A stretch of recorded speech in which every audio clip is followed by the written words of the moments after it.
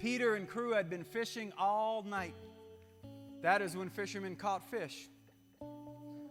They ended their workday in the morning because that's when the fish dove deep and nothing could be caught in the nets. Peter was tired, frustrated, disappointed, and wanted nothing more than to go home and end his day. And then we come to verse 3 of Luke 5.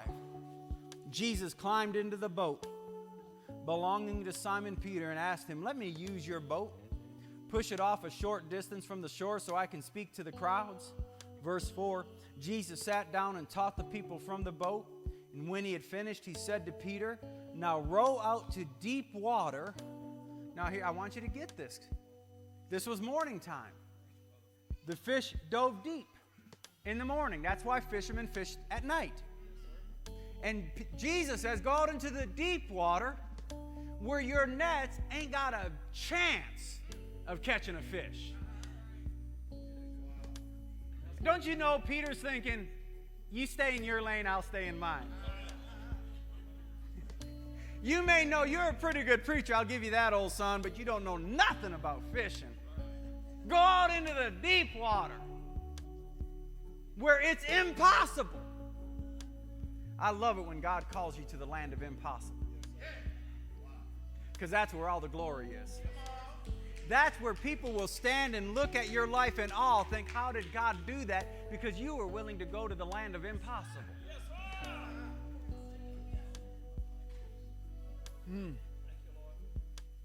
Now row out to the deep water and cast your nets, and you'll have a great catch. Now let's go down to verse 5. And Simon, answering, said unto him, "Master," oh boy, preacher boy, we've toiled all night and taken nothing.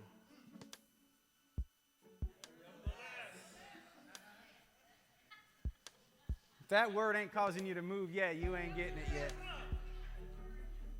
Listen, I've tried this for the last 5 years, and we ain't grown. I've tried this. It ain't happened. I keep pressing and ain't nothing changing. Nevertheless, I'm going to wake up tomorrow and try one more day. Nevertheless, this is the day that the Lord has made. I will choose to rejoice and be glad in it. Nevertheless, I know everyone else in my place is crying. Nevertheless, I will shout. We've taken nothing. Nevertheless, at thy word, I'll let down the net.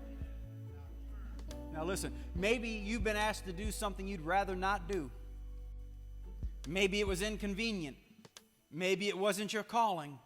Maybe it made no sense. Maybe you just really didn't want to do it. You and I need to learn, listen, obedience doesn't need to be happy. Being joyful about what the Lord asked you to do is not a prerequisite of doing it. Obedience doesn't depend upon an emotion.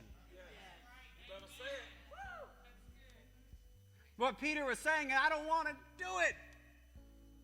I just pulled in all my nets.